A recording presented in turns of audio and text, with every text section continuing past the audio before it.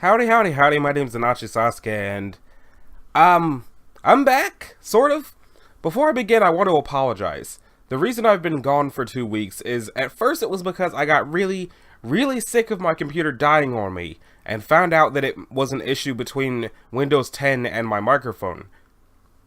The options were either install a shady looking program I've never heard of or get a new wire. Yesterday I found a new wire. So I'm hoping that helps with that issue at least. The other thing is I got really sick. I'm not actually better yet, but it's been 2 weeks since I've posted anything. I'm going away for the weekend. It's almost November and I haven't done anything spooky yet. So we're going to be starting with the Russian sleep experiment Creepypasta, which I had never heard of. I don't really frequent reading creepypastas. I'm pretty sure the only creepypasta I've ever read is Ben Drowns, and we're not touching that one for this. The website I initially found said it's only going to take 8 minutes to read this, but that website was full of so many ads, and I don't have ad block on this browser, as you can see from the Red Dead Redemption ad just sort of staring at us right now. So now I'm on the Creepypasta wiki, and it's probably going to throw some videos at me, so there might be weird moments where I go, because sound is happening. Also, I don't have a backup creepypasta chosen if it does only take 8 minutes, so I just have the genre listing here, and we'll just see how that goes. So, for now, Russian researchers in the late 1940s kept 5 people awake for 15 days, using an experimental gas-based stimulant. They were kept in a sealed environment to carefully monitor their oxygen intake so the gas didn't kill them, since it was toxic in high concentrations. This was before closed-circuit cameras, so they had only microphones and 5-inch thick glass porthole-sized windows into the chamber to monitor them. The chamber was stocked with books, cots to sleep on but no bedding, running water and toilet, and enough dried food to last all 5 over a month. The test subjects were political prisoners deemed enemies of the state during World War II. Why were they given cots to sleep on but no bedding if they're not supposed to sleep? Everything was fine for the first 5 days. The subjects hardly complained, having been promised falsely that they would be freed if they submitted to the test and did not sleep for 30 days. Their conversations and activities were monitored, and it was noted that they continued to talk about increasingly traumatic incidents in their past, and the general tone of their conversation took on a darker aspect after the 4-day mark. After 5 days, they started to complain about the circumstances and events that led them to where they are, or were, and started to demonstrate severe paranoia. They stopped talking to each other and began alternately whispering to the microphones in one-way portholes. Oddly, they all seemed to think that they could win the trust of the experimenters by turning over their comrades, the other subjects in captivity with them. At first, the researchers suspected this was an effect of the gas itself. After 9 days, the first of them started screaming. He ran the length of the chamber, repeatedly yelling at the top of his lungs for 3 hours straight. He continued attempting to scream, but was only able to produce occasional squeaks. The researchers postulated that he had physically torn his vocal cords. The most surprising thing about this behavior is how the other captives reacted to it, or rather, didn't react to it. They continued whispering to the microphones until the second of the captives started to scream. The other 2 non-captives took the books apart, smeared page after page with their own feces, and pasted them calmly over the glass portholes. The screaming promptly stopped. So did the whispering to the microphones. After 3 more days passed, I thought there should be a comma there. The researchers checked the microphones hourly to make sure they were working, since they thought it impossible that no sound could be coming with 5 people inside. The oxygen consumption in the chamber indicated that all 5 must still be alive. In fact, it was the amount of oxygen 5 people would consume at a very heavy level of strenuous exercise. On the morning of the 14th day, the researchers did something they said they would not do to get a reaction from the captives. They used the intercom inside the chamber, hoping to provoke any response from the captives they were afraid were either dead or vegetables. They announced, "We are opening the chamber to test the microphones. Please step away from the door and lie flat on the floor or you will be shot. Compliance will earn one of you your immediate freedom." To their surprise, they heard a single phrase and a calm voice response. "We no longer want to be freed." Debate broke out among the researchers and the military forces funding the research. Unable to provoke any more response using the intercom, it was finally decided to open the chamber at midnight on the 15th day. The chamber was flush of the stimulant gas and filled with fresh air, and immediately voices from the microphones began to object. 3 different voices began begging, as if pleading for the life of loved ones, to turn the gas back on. The chamber was open and soldiers sent in to retrieve the test subjects. They began to scream louder than ever, and so did the soldiers when they saw what was inside. 4 of the 5 subjects were still alive, although no one could rightly call the state that any of them in life. The food rations past day 5 had not so much been so much as touched. There were chunks of meat from the dead test subject's thighs and chest stuffed into the drain in the center of the chamber, blocking the drain and allowing 4 inches of water to accumulate on the floor. Precisely how much of the water on the floor was actually blood was never determined. All 4 surviving test subjects also had large portions of muscle and skin torn away from their bodies. The destruction of flesh and exposed bone on their fingertips indicated that the wounds were inflicted by hand, not with teeth as the researchers initially thought. Closer examination of the position and angles of the wounds indicated that most, if not all, of them were self-inflicted. The abdominal organs below the ribcage of all 4 test subjects had been removed. While the heart, lungs, and diaphragm remained in place, the skin and most of the muscles attached to the ribs had been ripped off, exposing the lungs through the ribcage.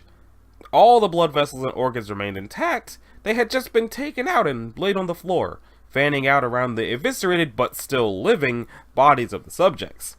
The digestive tract of all 4 could be seen to be working, digesting food.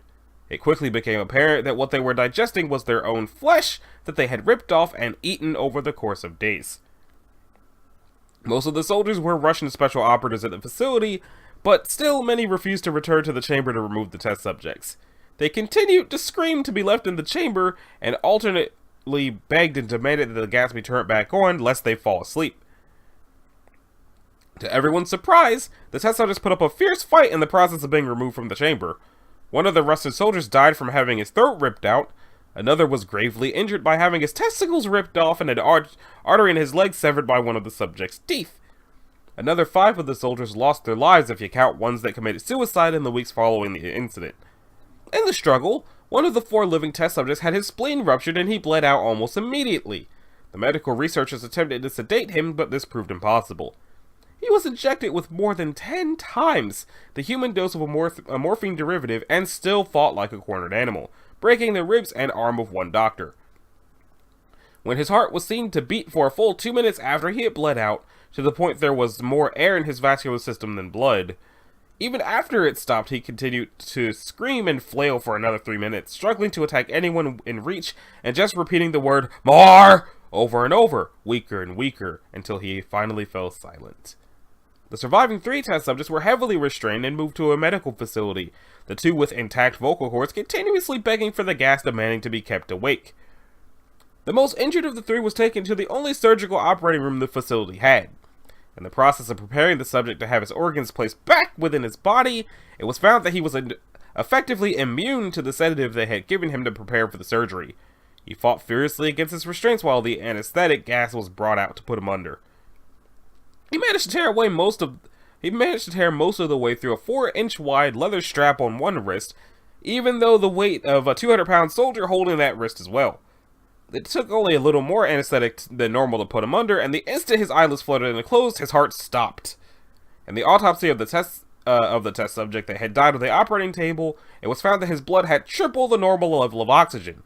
His muscles that were still attached to his skeleton were badly torn, and he had broken 9 bones in the struggle to not be subdued. Most of them were from the force of his own muscles had exerted on them. The second survivor had been the first of the group of 5 to start screaming. His vocal cords destroyed, he was unable to beg or object to surgery, and he only reacted by shaking his head violently in disapproval when the anesthetic gas was brought near him. He shook his head yes when someone suggested reluctantly that they try the surgery without anesthetic, and did not react for the entire 6-hour procedure of replacing his abdominal organs and attempting to cover them with what remained of his skin. The surgeon presiding stated repeatedly that it should be probably medically impossible for the patient to still be alive. One terrified nurse assisting the surgery stated that she had seen the patient's mouth curl to a smile several times whenever his eyes met hers. When the surgery ended, the subject looked at the surgeon and began to wheeze loudly, attempting to talk while struggling. Assuming this must be something of drastic importance, the surgeon had a pen and a pad at fetch so that the patient could write his message. It was simple. Keep cutting. The other two test subjects were given the same surgery, both without anesthetic as well, although they had to be injected with a paralytic for the duration of the operation. The surgeon found it impossible to perform the operation while the patients laughed continuously. Once paralyzed, the subjects could only follow the attending researcher with their eyes. The paralytic cleared their system in an abnormally short period of time, and they were soon trying to escape their bonds. The moment they could speak, they were again asking for the stimulant gas. The researchers tried asking why they had injured themselves, why they had ripped out their own guts, and why they wanted to be given the gas again. Only one response was given: I must remain awake. All three subjects' restraints were reinforced, and they were placed back into the chamber awaiting determination as to what should be done with them. The researchers, facing the wrath of their military benefactors for having failed the stated goals of their project, considered euthanizing the surviving subjects. The commanding officer, an ex-KGB, instead saw potential and wanted to see what would happen if they were put back on the gas. The researchers strongly objected, but they were overruled. In preparation for being sealed in the chamber again, the subjects were connected to an EEG monitor and had their restraints padded for long-term confinement. To everyone's surprise, all three stopped struggling the moment it was let slip that they were going back on the gas. It was obvious that at this point, all three were putting up a great struggle to stay awake. One of the subjects that could speak was humming loudly and continuously. The mute subject was straining his legs against the leather bonds with all his might, first left, then right, then left again for something to focus on. The remaining subject was holding his head off his pillow and blinking rapidly. Having been the first to be wired for EEG, most of the researchers were monitoring his brainwaves in surprise. They were normal most of the time, but sometimes flatlined inexplicably. It looked as if he were repeatedly suffering brain death before returning to normal. As they focused on paper scrolling out of the brainwave monitor, only one nurse saw his eyes slip shut at the same moment his head hit the pillow. His brainwaves immediately changed to that of deep sleep, then flatlined for the last time as his heart simultaneously stopped. The only remaining subject that could speak started screaming to be sealed in now. His brainwaves showed the same flatlines as the one who had just died from falling asleep. The commander gave the order to seal the chamber with both subjects inside, as well as 3 researchers. One of the named 3 immediately drew his gun and shot the commander point blank between the eyes, then turned the gun on the mute subject and blew his brains out as well. He pointed his gun at the remaining subject, still restrained to a bed as the remaining members of the medical and research team fled the room. "I won't be locked in here with these things! Not with you!" he screamed at the men strapped to the table. "What are you? I must know!" The subject smiled. "Have you forgotten so easily?" the subject asked. "We're you. We are the madness that lurks within you all, begging to be freed at every moment in your deepest animal mind. We are what you hide from in your beds every night. We are what you sedate into silence and paralysis when you go to the nocturnal haven where we cannot tread." The researcher paused, then aimed at the subject's heart and fired. The EG flatlined the subject, weakly choked out, "So nearly free."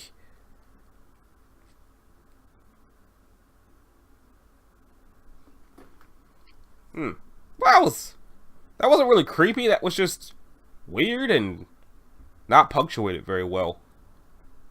I don't know what these little P's mean. Maybe it means there's how many posts there are. So we got animals, beings, for under beings, cryptids, demons, devils, ghosts, gods, monsters, computers and internet, diary and journal, disappearances, dismemberment, dreams and sleep, Halloween. Maybe I should just check out Halloween. Screw it.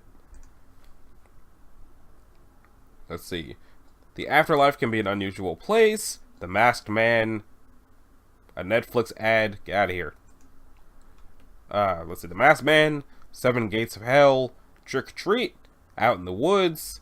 My Last Halloween. The Devil's Toy Box. A Boy in a Michael Myers Mask. Here we go. Look at all these stories about Halloween. Ooh, the Mirror Mask. I like that movie. I bet this is messed up. Okay. How long is this? It seems to be written more like a tale and stuff. Netflix, go away!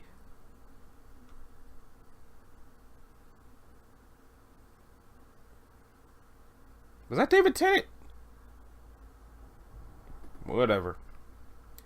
The light blow of a frigid wind had begun to settle in Valleywood, bringing the fall season in with it. What were originally plain green leaves were now replaced by the invigorating colors of red, orange, yellow, and brown. Every so often a leaf would glide down, landing gracefully with the wind as its only guide. It was October, and the valley was filled with the warm, welcoming faces of jack-o'-lanterns, and folks who were enjoying the nice weather. The valley, although it was mostly a small place to live in, was always bustling during October and the Halloween season. Many kids would come down to the valley, old and young, as a place to hang out due to the lack of people. I was 18 at this time, and my job was going to be handing out candy from our spooky manor. My parents would often get some frightening material, some real corny, some real and others corny. Our house was often the most decorated, and I remember as a kid I had always loved to go out and play pretend during the Halloween season. Just because our house would look like a ghost house or a cemetery or something of that sorts. I was excited this year because it would be one of my first years giving out candy, and I would be able to scare the snot out of some little kids. All was going according to plan, except when my mother had told me that I had to go out trick-or-treating with Rachel, my little sister, this year. But Mom, I was gonna... Sweetie, you can't be arguing with me about some kid's holiday. Just go out with Rachel for the night, and when you get back, you can do your little scare fest. Besides, you know how much she hates horror movies. She'll probably get too scared and want to go home. Although my mother's words were true, I still took them as a dart to my heart. Mostly because I was excited to scare the snot out of these kids, but I digressed and thought about how they were as always next year. About a week before Halloween night, Rachel and I went out to buy her a costume and one for me to use to scare the kids. I chuckled when I went up to Rachel with my large bat head mask and tapped her on the shoulder saying, "Hey Rach!" Boo. Of course she jumped and then realized it was me, pouting and yelling about how it wasn't funny. To me it was hysterical. I went off to the scare section to see what I could find. There were a lot of the oldies, Grim Reaper, Frankenstein, Hanging Man, all that junk. Nothing really popped out at me, so I decided to just grab a zombie makeup kit and leave it at that. Walking towards Rachel, I was happy to see she had picked out a Tinkerbell costume and was wearing its tiara. I walked over and smiled. Well, Tinkerbell's going with a zombie to get candy this year, huh? At first she was a bit shocked and jumped thinking something scary was behind her, but then she saw my face and immediately began grinning. "Big brother, I want you to meet somebody. He helped me pick between Cinderella and Tinkerbell," she exclaimed with a face full of excitement. Rachel pointed me to a boy about her size and age who was hunkered over looking at many different princess and fairy costumes. I was trying to hold in all my laughter seeing the boy rummaging through the fairy wands and tiaras. That wasn't until I actually got to see what he looked like. "Hey, I want you to meet my brother," Rachel said, tugging on the boy's black, white, and gray striped jacket. The boy turned around to first stare at Rachel, but then moved on to me. All the laughter that I held in was now replaced by curiosity on the boy's mask. He was wearing a dome-shaped mask that covered all of his face, besides his thick brown hair. He had a hood on, which concealed most of his hair, and I remember his jeans being very dark, but the most eerie feature about him was the mask. It was a mirror, and not like the chrome mask you see at Party City, but an actual mirror material. There was no expression to it, no lines except a few scratches that would cover the mask, and the only thing I could see was my shocked face staring back at itself. I realized how rude I was actually being, and I put out my hand smiling.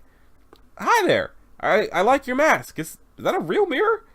The boy just seemed to look at my hand with his mirror mask, and slowly nodded, not uttering a word. His silence seemed quite odd. I suspected him to be a mute, but then again he might have just been shy about meeting people. "Okay! Come on, Rachel, we gotta get going. Mama's making spaghetti for dinner." "Aw, okay, bye! Out to see you on Halloween." The boy nodded at Rachel, continuing to stare at me though, my face reflected in his mask. As we were leaving, I glanced back at him to see him rummaging through the princess costumes again, not bothering a soul. The week went by rather quickly, Rachel often complaining about having to go to school on Halloween, and myself complaining about having to watch Rach for the night. My mother told me that the zombie makeup would give Rachel nightmares, and so I had to go dressed up as nothing. This made me furious, but I decided it was too early to scare kids anyway, and that when Rachel went to bed I could get ready. She came down in her Tinkerbell costume, getting to go outside. My mother kissed her on the cheek and then looked at me sternly. "Be good. Don't scare Rachel. Understand?" I nodded. Rachel holding onto my hand in an attempt to drag me out the door. We walked down a few blocks, Rachel's bag growing bigger and bigger until I noticed a group of teenage boys riding their bikes our way. Of course, I could only assume they were boys, being that each of them were masked in a creepy costume such as Freddy Krueger or Chucky. One kid had a mask that just plain disturbed me, a mask of a man whose face was completely disfigured by barbed wire and whose eyes were gouged out. Rachel began to squeak nervously when they were approaching us, but I told her they would not bother us if I was there. I must have forgotten how rude teens could be because they came straight up to us, the two in the back snickering as the ringleader made Rachel scream with a loud boo. Look, fellas, the baby's crying, ha ha ha. I was really irritated by this and looked at them sternly. Knock it off. This was countered by some razzing oohs and laughter. The ringleader snickered and looked at me with his grotesque mask. Why did you make us then? At this I smiled and drove my fist into the kid's stomach. He fell off the bike coughing and then got up angrier. Oh, you're in for it now, you little shit. Suddenly the two boys in back were on my sides holding me down to the ground. I struggled to break free, but their weight surpassed what I could outdo. Rachel was crying, and the leader of the group began to kick my stomach in it multiple times. How's it feel, bitch? The kid yelled as he kept kicking my stomach and my face. Rachel tried to muster up all of her courage to hit the attacker with a fairy wand, but in retaliation he kicked her away. Not satisfied with my little to nothing reaction, his attention was focused on Rachel. Oh, little princess thinks she can do shit. Ha! I watched in terror as he advanced towards the cowering Rachel, picking her up as if to hit her. Get away from her, I screamed, only to be punched by one of his cronies. Suddenly the brute dropped Rachel and began to let out a bellowing screech. I sat wide-eyed as the leader screamed louder than anything I had ever heard, holding his face shaking like a dog. The cronies released me to go see what was wrong with him as I took my chance and dashed towards the crying Rachel. Picking up Rachel, I glanced back to see the leader tearing off his mask, screaming and begging for whatever force was harming him to stop. My eyes widened in terror as the boy began to scream out his eyeballs, screaming and begging for forgiveness. The other kids had ran at this point. I could see their bikes riding off in the distance. I heard the disgusting sound of his eyes being torn out, blood pouring from the now empty holes. The bullish kid fell to the ground unconscious, or perhaps even dead. I ran as fast as I could, carrying Rachel, who was crying and whimpering the whole way. Oh, there's gonna be pictures. I thought that if I kept going, I would lose the image that was still fresh in my head. Then Rachel began to scream. At first, it was just loud whimpering, but it advanced to the same octave as the kid from before. She screamed loudly. The only word she could utter was either mommy or my name. I was scared. I looked at her eyes to see what she was looking at, but it was not needed because she began pointing in the direction we were fleeing from. I turned quickly, expecting to see the eyeless bully following me. What I saw was the mirror boy from the costume store. He advanced slowly, almost shuffling towards us. The mirror seemed to be tainted, botched blood spots around it. It was dragging something, but I couldn't tear my gaze away from the mask yet again. I saw it then. What was making Rachel scream undoubtedly. Looking into the boy's mask instead of seeing my face reflecting back at me, I saw the face of Rachel. However, it was not the Rachel I knew. This face was horribly disfigured. Parts of her flesh was torn off, others hanging. Her eyes... God, her eyes. They were hanging out of her sockets, bleeding thick, blotchy blood. Her mouth was agape, tongue waggling as if it were a baby's rattle being tossed about. Her hair was matted and fried. Some of it was falling out to show balding areas on her head. I gagged, holding in whatever would come out from seeing such a horrific sight. The disfigured face was advancing toward us with great haste. I started to scream, unable to move, holding on to what was the real Rachel, who was crying into my shoulder. The thing was advancing toward us, shuffling in his tracks. I ran to get only to trip and fall, holding Rachel tightly in my chest. The boy finally shuffled into my gaze, the mirror glittering against the moonlight. I winced, ready for the worst, holding Rachel tightly. Nothing had happened for a long time, and then I opened my eyes again to see what the boy was doing. I blinked to see a black glove holding a pretty tiara towards my face. The mask was no longer the horrifying image of Rachel, but instead was my teary face staring back. The boy held the tiara towards me, not speaking, not moving, and only tilted his head as to wonder why I was taking so long. My shaking hand gripped the tiara as I pulled it out of his grip. He nodded at me and began to shuffle away from us, dragging something in his hand. At first I was bewildered by what just happened, and I turned to look at Rachel, who had cried herself asleep to escape the nightmares that were alive that night. I turned back to face the boy, then I noticed what he was dragging with him and almost gagged again. In his hand was a barbed wire and distorted face of the bully. Its eyes were gouged out, and the only thing that was different from the mask was how lifelike the dismembered head was. I took Rachel home that night, ignoring my mom's welcome homes and questions about why Rachel was sleeping and why I looked so pale. I tucked her in, kissed her forehead, and wished her a good night's sleep.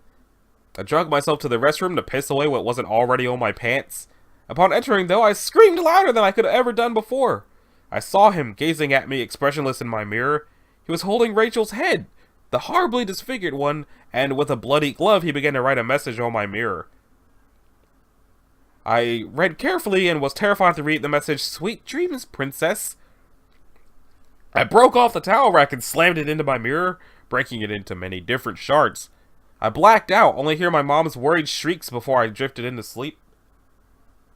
I can't look at mirrors anymore. I'm always reminded of that horrifying image that keeps coming back into my head. I keep seeing the boy holding a different head each time. Sometimes it's Rachel, other times it's my mother, other times I saw the face of my girlfriend a year before I met her. The doctor calls it spectrophobia, the fear of mirrors, but I know that's not what it was. I know because every Halloween night I receive a package with a hand mirror and a tiara taped onto it. Or tiara. Yeah, it's creepier than the last one. The last one was kind of weird. The last one was creepy in about... Well, I don't want to say that. I was going to say it was creepy like SCP-106, but SCP-106 freaks me the fuck out. I don't even like looking at that guy's face. I think it's Radical Larry. Anyway, this has been Anachi Sasuke. This was... I don't really know what to call this, actually. I might just add this to, the, Let's Read Minis. Yeah, okay. I'll just put a Creepypasta subsection in the Let's Read Minis, and that's what this will be. In the next episode of if I do more Creepypastas, let me know if I should do more Creepypastas. Maybe I'll sound better when my nose isn't full of sickness. But we got a Halloween category, and Halloween's next week. So I'll probably do some more of these then. Probably these ones. So, if you liked it, a like and subscribe will be groovy. If you didn't, you need to do either one of those things. And I'll see y'all in the next one. Later.